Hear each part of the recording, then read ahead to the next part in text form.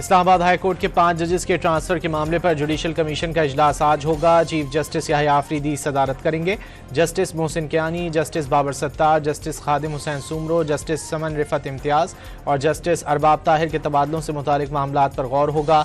Chief justice Yahya Afridi ने तबादले के लिए मामूल का इजलास बुलाने की दरख्वास्त मुस्तरद की थी।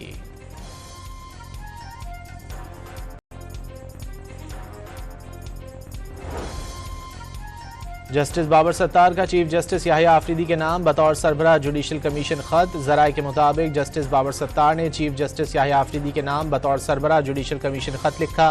जस्टिस बाबर सत्तार की ट्रांसफर मामले पर उन्हें जाती तौर पर सुनने की इस्तदा। अपोजिशन का जुडिशल कमीशन इजलास में शिरकत का ऐलान। बैरिस्टर गौहर और अली जफर इजलास में हिज़्ब इख्तिलाफ की नुमाइंदगी करेंगे। चेयरमैन पीटीआई बैरिस्टर गौहर का इस्लामाबाद हाई कोर्ट के 5 जजेस के तबादलों की मुखालिफत करने का ऐलान।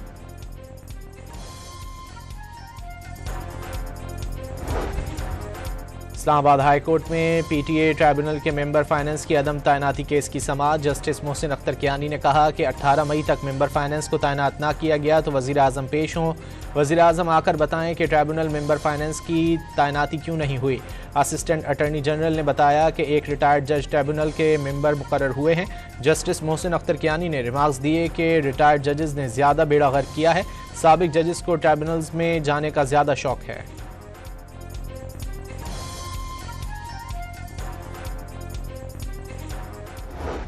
Only because it's been reported, I will confirm the president has met with his national security team this morning. The meeting may be ongoing, maybe not. I don't want to speak affirmatively because I was prepping to come out here, but the proposal was being discussed. I don't want to get ahead of the president or his national security team. सदर Trump की अमरीकी कौमी सलामती team के साथ मुशावरत। Iran की नई तजावीज़ पर गौर किया गया। ईरानी तजावीज़ पाकिस्तानी ज़राए से अमरीका को मिली हैं। ईरान की तजावीज़ में जंग का खात्मा सर फहरिस्त। ईरान ने अमरीका से हमले दोबारा ना करने की ज़मानत भी मांग ली। ईरान का तीसरे मरहले में अमरीकी नाकाबंदी ख़त्म होने की सूरत में आबनाए हुर्मुज़ खोलने पर रजामंदी का इजहार। जौहरी मामला अगले मरहले तक मौखर करने की सिफारिश कर दी। तर्जुमान व्हाइट हाउस कैरोलिन लेविट का प्रेस ब्रीफिंग में कहना था कि अमरीका कोई ऐसी डील कबूल नहीं करेगा जिसमें एटमी हथियार बनाने की इजाज़त हो। सदर ट्रंप ने ईरानी तजावीज़ को यकसर मुस्तरद नहीं किया। ईरान की नीयत पर शक का इजहार किया। वॉल स्ट्रीट जर्नल का दावा। CNN के मुताबिक फाइनल डील के लिए बैकडोर कोशिशें जारी हैं। न्यूयॉर्क टाइम्स ने दावा किया है कि ट्रंप का ईरानी तजावीज़ कबूल करने का इम्कान नहीं। ट्रंप ने मुशीरों से ईरानी तजावीज़ पर अदम इत्मीनान का इजहार कर दिया। You pay us. That's not opening the straits. Those are international waterways. They cannot normalize, nor can we tolerate them trying to normalize a system in which the Iranians decide who gets to use an international waterway and how much you have to pay them to use it. अमरीकी वज़ीर ख़ारजा ने दावा किया है कि ईरानी मुज़ाकरातकार अमरीका से deal के लिए संजीदा हैं। फॉक्स न्यूज़ से गुफ्तगू में मार्को रूबियो ने कहा कि ईरानी मुज़ाकरातकार मौजूदा खराबी से निकलना चाहते हैं, लेकिन ईरानी हुकूमत क़यादत टूट फूट का शिकार है। वो मुज़ाकरात की राह में रुकावट है। ईरानी हुकूमती क़यादत अभी मज़ीद वक्त लेना चाहती है। ईरान की इक़्तिसादी हालत बुरी है, महंगाई बहुत है। ईरान को कहत साली का भी सामना है। उनके लिए अपने मुलाजमीन को तनख्वाहें देना भी मुश्किल है। मार्को रूबियो ने दावा किया कि ईरान के मिसाइल आधे रह गए। मिसाइल बनाने की फैक्ट्रियां ख़त्म हो गईं। ईरान की फ़ज़ाइया बची है, न ईरान की नेवी। तेहरान पर पाबंदियों का बहुत दबाव है और ये दबाव मज़ीद बढ़ाया जा सकता है। अमरीकी सदर ने ईरान से मुज़ाकरात की दरख्वास्त की है। ईरानी वज़ीर ख़ारजा अब्बास अराग़ची का दावा। वाज़े किया कि अभी अमरीकी दरख्वास्त का जायज़ा ले रहे हैं। अमरीका के बार बार मौक़िफ़ बदलने के बायस सिफारती अमल सुस्त रवी का शिकार हुआ। रूस ने एक बार फिर अमरीका और ईरान में मुआहदे के लिए सालसी की पेशकश कर दी। सदर पुतिन की ईरान और ख़ित्ते के दीगर मुल्कों के मफाद में हर मुमकिन इक़दामात की यकीन दहानी। ईरानियों ने अपनी आज़ादी के लिए दलेरी से जंग लड़ी। इसी हौसले और आज़ादी की ख्वाहिश के बलबूते पर यकीन है ईरानी अवाम नए सुप्रीम लीडर की क़यादत में आजमाइश से निकल आएंगे। अमन कायम हो जाएगा। रूसी सदर की ईरानी वज़ीर ख़ारजा से गुफ्तगू।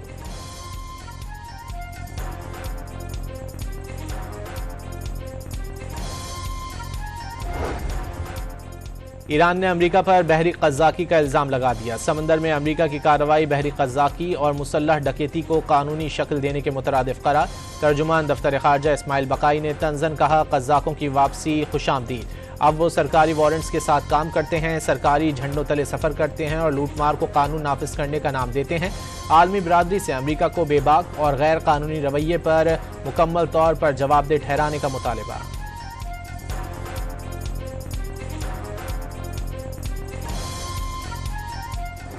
closure of the Strait of Hormuz and its cascading effects on food and energy security and supply chain disruption is a case in point.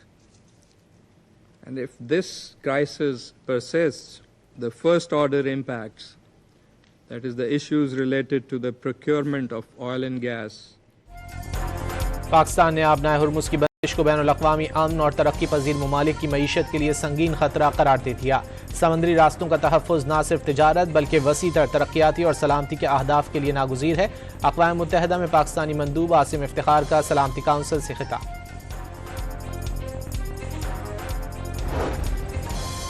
अमरीकी फौज का आबनाए हुर्मुज़ में ईरानी परचम बरदार ऑयल टैंकर को वापस भेजने का दावा। सेंटकॉम के मुताबिक ऑयल टैंकर ने ईरानी बंदरगाह की जानिब सफर करने की कोशिश की थी।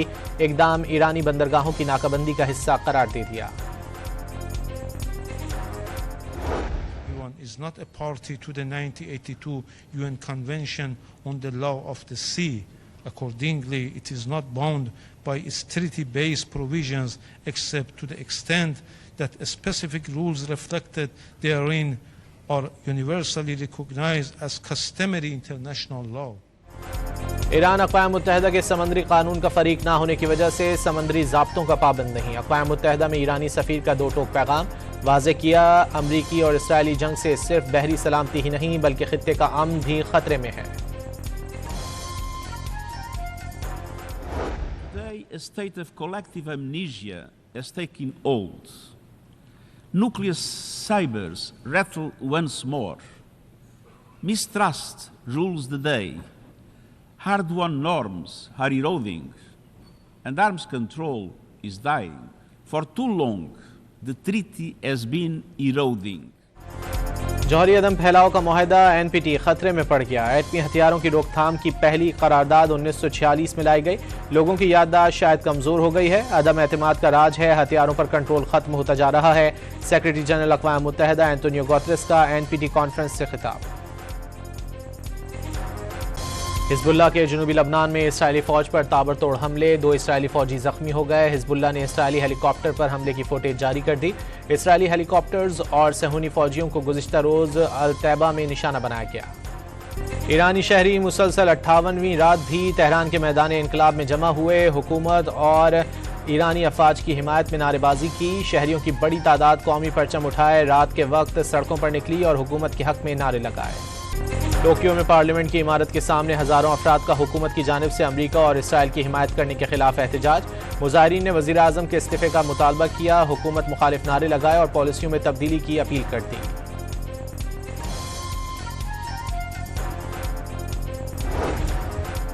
आलमी मंडी में तेल की कीमतों में फिर इजाफा। ब्रेंट क्रूड 3.5% से ज्यादा महंगा, कीमत $108 से बढ़ गई। WTI क्रूड की कीमत $97.10 फी बैरल हो गई। पहलगाम फॉल्स फ्लैग पर भारतीय मीडिया का हक़ाइक़ के बरक्स पाकिस्तान के खिलाफ जहरीला बयानिया बेनकाब। जंगी जुनून में मुब्तला भारतीय मीडिया ने पाकिस्तान के खिलाफ बदला लेने और हमला करने के लिए इश्तियाल अंगेजी फैलाई। मुसलमान दुश्मनी के जहर को भी माशरे में भरता रहा। भारतीय सहाफ़ियों और हुक्काम की मीटिंग की अंदरूनी कहानियों ने भारतीय सिक्योरिटी नाकामी की कलई खोल दी। मकबूजा कश्मीर और भारतीय अवाम ने पहलगाम ड्रामे को मोदी की साजिश करार देकर यकसर मुस्तरद कर दिया।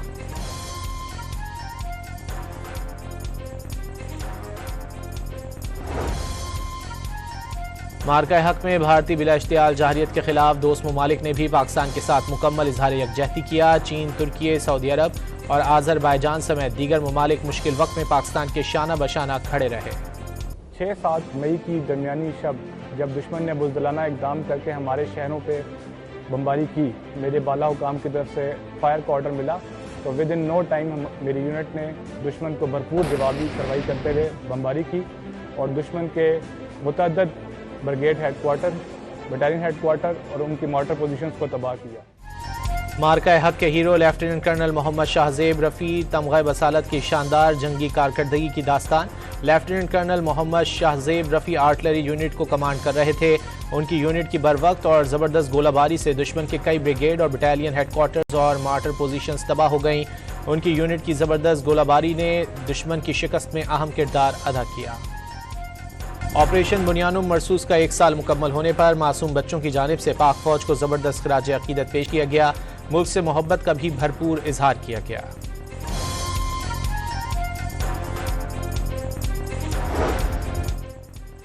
अफगान अवाम भी तालिबान रजीम और मुल्ला हैबतुल्ला के खिलाफ होने लगे। अफगान शहरी का पाकिस्तान की अस्करी क़यादत से मोहब्बत का इजहार। जलालाबाद मिलिट्री कैंप के बाहर से अफगान शहरी की वीडियो वायरल हो गई। अफगान तालिबान रजीम में सिक्योरिटी बहरान संगीन हो गया। इमदादी कारकुन भी गैर महफूज हो गए। अक़वाम मुत्तहिदा ने अफगानिस्तान में मफलूज इमदादी निज़ाम की कलई खोल दी। मार्च में इमदादी सरगर्मियों के खिलाफ 86 वाक़यात रिपोर्ट हुए। पुरतशद्दुद कार्रवाइयों में एक इमदादी कारकुन भी हलाक हुआ। सदर आसिफ अली जरदारी का चेयरमैन माओज़ेतंग के आबाई शहर शाओशान का दौरा। सदर आसिफ जरदारी ने माओज़ेतंग मेमोरियल म्यूजियम का दौरा किया। सदर मुमलिकत को चीन के बानी रहनुमा की ज़िंदगी, फ़िक्र और सियासी विरसे से मुतालिक ब्रीफिंग दी गई। सदर जरदारी ने तारीखी नवादरात का मुशाहिदा किया। पाकिस्तान के लिए आलमी मालियाती फ़ंड के एग्जीक्यूटिव बोर्ड का इजलास 8 मई को तलब। IMF एग्जीक्यूटिव बोर्ड के शेड्यूल में पाकिस्तान का नाम बाज़ाब्ता शामिल कर दिया गया। इजलास में तौसीफ़ फंड फैसिलिटी का तीसरा और क्लाइमेट फाइनेंसिंग का दूसरा जायजा मंजूरी के लिए पेश किया जाएगा। बोर्ड की मंजूरी के बाद पाकिस्तान के लिए 1 अरब 21 करोड़ डॉलर्स की इक़साद फौरी जारी की जाएंगी।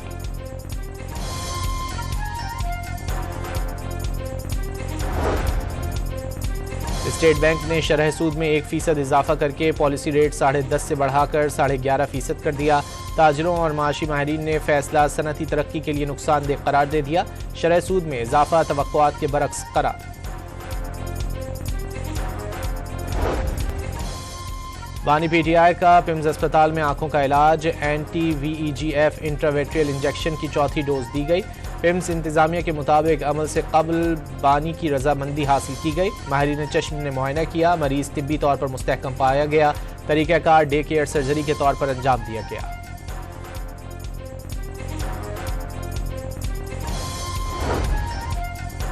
पंजाब के 26,000 से ज़ायद स्कूल ग्रीन प्रोग्राम में शामिल। 74 लाख तलबा और असातिज़ा को रजिस्टर कर लिया गया। नई नस्ल को माहौल दोस्त तर्ज ज़िंदगी की तरबियत देंगे। माहौलियाती शऊर निसाबी निज़ाम का हिस्सा बना दिया गया। कारकर्दगी पर स्कूल्स को 5 स्टार सर्टिफिकेशन देने का फैसला।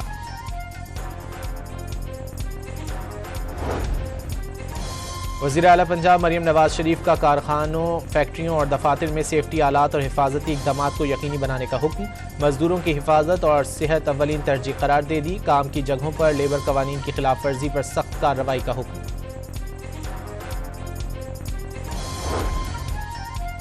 साहिवाल में CCD से मुबैना मुकाबले में 2 खतरनाक डाकू हलाक हो गए। हलाक डाकू रिकॉर्ड याफ्ता और डकैती और रहज़नी की दर्जनों वारदातों में मुलव्विस थे। लाशें टीचिंग अस्पताल मुंतकिल कर दी गई। लाहौर में हवाला हुंडी और गैर कानूनी करेंसी एक्सचेंज में मुलव्विस 2 मुल्ज़िमान गिरफ्तार। FIA ने मुल्ज़िमान के कब्जे से 91 लाख से ज़ायद पाकिस्तानी रुपए, मोबाइल फ़ोन और गैर कानूनी एक्सचेंज से मुतालिक शवाहिद बरामद कर लिए।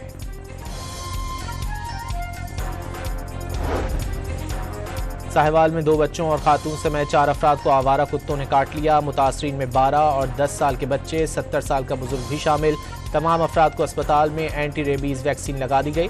अस्पताल इंतजामिया ने हालत खतरे से बाहर करार दे दी।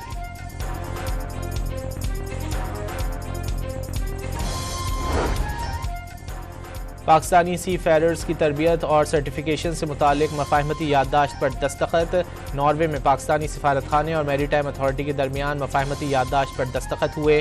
वफाकी वज़ीर बहरी उमूर जुनैद अनवार चौधरी के मुताबिक बहरी शोबे में रोज़गार के नए मौके पैदा होंगे। पाकिस्तान और नॉर्वे के दरमियान मैरीटाइम ताउन मज़ीद मजबूत होगा। कराची के बिजली बिल में म्यूनिसिपल टैक्स शामिल करने का मामला। सिंध हाई कोर्ट के आइनी बेंच ने बल्दिया कराची में अपोजिशन लीडर की दरखास्त पर KMC और K इलेक्ट्रिक से जवाब तलब कर लिया। इसराइल की गजा में जंगबंदी की खिलाफ वर्जियाँ जारी। सहूनी फौज ने 24 घंटे के दौरान 7 फ़लस्तीनियों को शहीद कर दिया। 18 अफराद जख्मी भी हो गए। मकबूजा मगरबी किनारे इसराइली आबादगारों ने एक फ़लस्तीनी घर को आग लगा दी। हमले के वक्त घर के अंदर अफराद मौजूद थे। नई दिल्ली में ब्रिक्स इजलास के मौके पर मुत्तहिदा अरब अमारात और ईरान में इख्तिलाफात के बायस मुश्तरका एलामिया जारी नहीं हो सका। दोनों ममालिक ने अपनी सरजमीन पर हमलों की मजम्मत का मुतालबा किया। वाशिंगटन में प्रेस डिनर फायरिंग के मुल्जिम पर अमरीकी सदर डोनाल्ड ट्रंप को कत्ल करने की कोशिश का इल्ज़ाम आयद कर दिया गया। मुल्जिम को असलहे से मुतालिक इल्ज़ामात का भी सामना। अमरीकी अदालत ने मुल्जिम को आर्जी तौर पर हिरासत में रखने का हुक्म दे दिया। केस की मजीद समाअत जुमेरात को होगी। अमरीकी प्रोग्राम दी लेट नाइट के मेज़बान ने खातून अव्वल मेलानिया ट्रंप से अपने रिमार्क्स पर माजरत कर ली। जिमी कमल ने अपने प्रोग्राम में खातून अव्वल के लिए मुतवक्का बेवा होने के अल्फाज इस्तेमाल किए थे। ट्रंप और मेलानिया ने जिमी कमल पर शदीद तनकीद की थी। इंडोनेशिया में मुसाफिर ट्रेनें टकराने के हादसे में मरने वालों की तादाद 14 तक पहुंच गई। 84 अफराद जख्मी भी हुए। खौफनाक हादसे में ट्रेन के डब्बों को काटकर मुसाफिरों को बाहर निकाला गया। इंडोनेशिया के सदर ने अस्पताल में जख्मियों की अयादत की। बरतानवी शाही जोड़ा 4 रोज़ा दौरे पर अमेरिका पहुंच गया। व्हाइट हाउस पहुंचने पर सदर ट्रंप और खातून अव्वल ने पुरतपाक इस्तकबाल किया। शाही जोड़े को ज्वाइंट बेस एंड्रियो पर गार्ड ऑफ ऑनर भी पेश किया गया।